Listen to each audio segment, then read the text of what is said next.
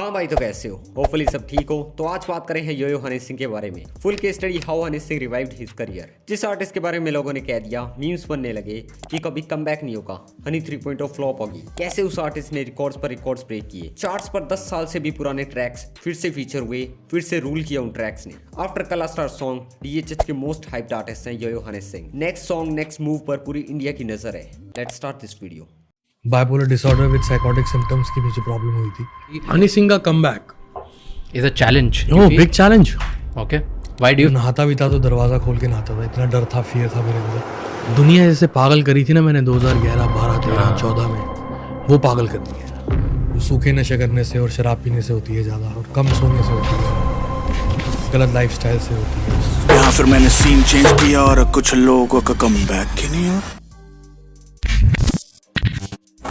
आजकल comeback word की बहुत ज्यादा चर्चा है, पर यह सब स्टार्ट कहां से हुआ? तो जब किसी टीनेजर आर्टिस्ट या फिर एकदम से किसी इंसान के पास फेम आ जाए, सक्सेस आ जाए, तो उसे हैंडल करना राइट टू इम्पॉसिबल है। लाइक मैं आपको बहुत सारे एग्जांपल्स दे सकता हूँ। लाइक बचपन का प्यार वाला सॉन्ग वायरल बॉय, उसने बादशाह के साथ काम किया, उसके पास चांस था बट वो नहीं कर पाया। रानू मंडल और आर्टिस्ट में दारू बदनाम song artist, Lamborghini fame artist, ये सब नशे में या नशे से फ्लॉप नहीं हुए, पर और किसी रीजन से ये दोबारा नहीं दिखे। कहने का मतलब ये है कि हनी सिंह को 2011-12 में इस टाइप का फेम मिला, वो भी without 4G, without too much social media presence. Reel से सॉन्ग वायरल नहीं हो रहे थे, क्वालिटी से हो रहे थे, एक्सपेरिमेंट से सॉन्ग वायरल हो रहे थे। और जब किसी आर्टिस्ट को एकदम से इतना फेम मिले, for some reason next track work ना करे, तो उससे शॉक लगता है। या फिर टू मच फेम के कारण भी लोग नशे करना शुरू कर देते हैं। कैसे डीएचएच को नशा खत्म कर रहा है, इस पर एक डेडिकेटेड वीडियो चाहिए तो कमेंट में बताओ। ऐसे हनी सिंह को फेम, मनी, सक्सेस सब मिला, तो भाई किसी तरह से नशे के आदियों पे। कहने का सिंपल शब्दों में अर्थ है कि जब कोई आर्टिस्ट एकदम से सफल होता है तो उसमें घमंड आ जाता है ऑटोमेटिकली। उस सक्सेस को जो हैंडल कर गया वो तो है नंबर 1, पर जो नहीं कर पाया,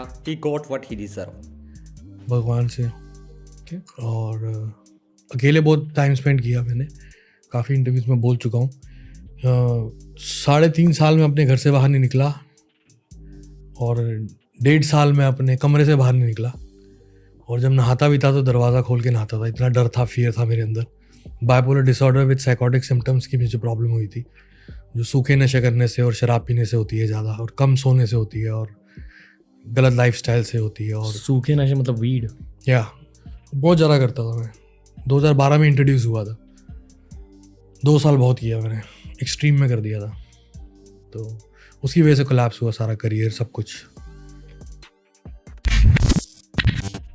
देखो, अगर हनी सिंह के लिए कमबैक का मीनिंग व्यूज होता तो मखना सॉन्ग से ही कमबैक हो गया था, पर पाजी की सोच थोड़ी व्यूज से आगे है। कमबैक 2018-19 के बाद 10 से ज्यादा सॉन्ग्स हैं जिन पर 100 मिलियन प्लस व्यूज हैं, बट हनी सिंह के लिए रियल कमबैक है उनका ओजी फैन बेस बैक। और 2011-12 वाला पाजी के लिए जो क्रेज था, वही 2023-24 में पाजी को वापस चाहिए। पाजी के लिए वही रियल कमबैक है। क्या ये पॉसिबल है? इस पर डिबेट करते हैं नेक्स्ट पॉइंट में। करंट चैलेंजेस क्या है? Like what do you feel कि एज एन आर्टिस्ट आपके अभी क्या लगता है? क्योंकि हनी सिंह का comeback is a challenge. No big challenge.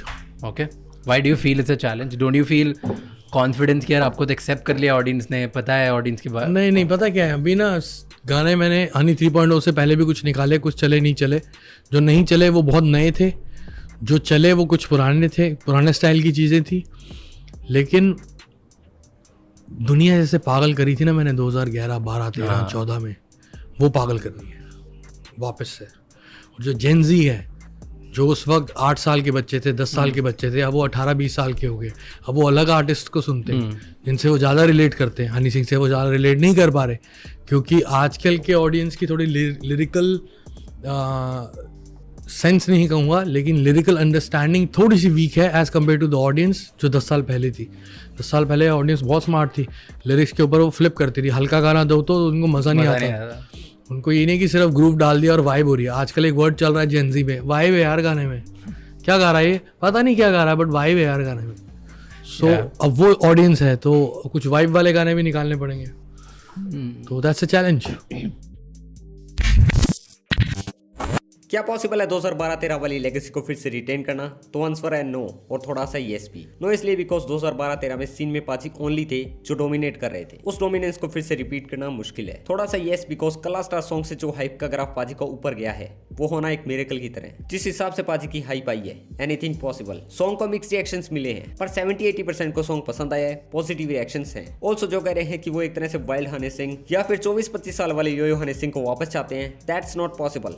Because एक एज होती है जिसमें आप कुछ भी कहो वो पॉसिबल लगता है। फॉर एग्जाम्पल 2023 में हनी सिंह 2012 वाली लाइन्स को यूज करे, लाइक ब्लू आइज बिना हनी सिंह के फेम के 2023 में आए तो no one like this, because उस टाइम वो सब नया था। MC² का ग्राफ अब ऊपर जाएगा बिकॉज वो कुछ नया ब्लेंड कर रहा है, हिप हॉप के साथ रागिनी। इसी तरीके से पाजी गॉट फेम। पाजी ने पंजाबी लैंग्वेज के साथ हिप हॉप को ब्लेंड किया। कमबैक हो चुका है पाजी का, अगर किसी को डाउट था। पाजी की हाइप अनरियल है। फिंगर्स क्रॉस्ड, आगे आने वाले सॉन्ग्स भी फायर होंगे और कुछ सेल्फ क्लेम सीन चेंजर्स चुप हो जाएंगे।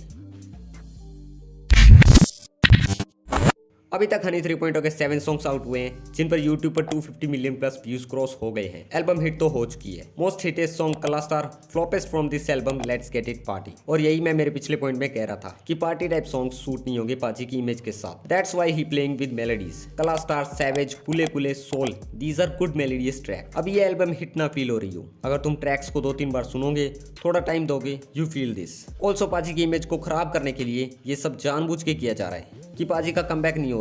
एल्बम मिड, बढ़िया ट्रैक्स के नीचे एवरेज, मतलब फेक PR से ये सब कुछ किया जा रहा है, जिससे इंडिया की मेन ऑडियंस को भी एक बढ़िया सॉन्ग एवरेज लगने लगे। आप कभी ट्राई करना, जब कोई रिएक्शन चैनल एक सॉन्ग को मिड कहता है तो आपको भी वही फील होने लगता है कि ये सॉन्ग मिड है। But if anyone praise that song, you like that track. Album is not best but not an average. एक आर्टिस्ट एक्सपेरिमेंट कर रहा है, अश्क जैसे सॉन्ग्स ला रहा है इंडिया के बीच में, जो इंडिया में और कोई नहीं कर रहा। ऑल्सो एल्बम की थोड़ी रीच कम है because of Spotify Zee music conflict, जो भी 5-6 महीने पहले हुआ था, जिसके कारण स्पॉटिफाई से जी म्यूजिक कंपनी के सारे सॉन्ग्स रिमूव कर दिए गए और अब कोई भी सॉन्ग जो जी म्यूजिक कंपनी का है वो स्पॉटिफाई पर आपको देखने को नहीं मिलेगा। दैट्स व्हाई हनी 3.0 का कोई भी सॉन्ग स्पॉटिफाई पर नहीं है। एल्बम को थोड़ा टाइम दो, ये कैच करेगी आपके ब्रेन सेल्स को।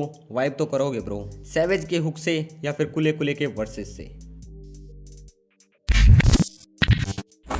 एक्सपेक्टेशंस काफी ज्यादा हो गई थी हनी 3.0 से, बिकॉज पाजी ने प्री प्रमोशन बहुत ज्यादा कर दिया। एल्बम से पहले too much interviews, clips viral हो गई थी और फिर एक एवरेज इंट्रो सॉन्ग ड्रॉप किया नाकन, जिससे एक्सपेक्टेशंस बिल्कुल खत्म हो गई और सॉन्ग सुने ही नहीं लोगों ने। I don't know you agree with me और नॉट, जैसे जैसे एल्बम आगे बढ़ रहा है सॉन्ग्स की क्वालिटी का ग्राफ ऊपर की तरफ जा रहा है। Tracks are too good. Album के हर सॉन्ग में एक न्यू वाइब है, कहीं से भी मोनोटोनस फील नहीं हो रहा है। Perfect pop type album. People calling him misogynist but he make soul track for women empowerment. Excited for next song and projects. Hopefully you like this video. अगर video अच्छा लगा तो इसे लाइक करो और चैनल को सब्सक्राइब कर लो for more DHH content. Also follow me on Instagram and Twitter for more updates. Peace out.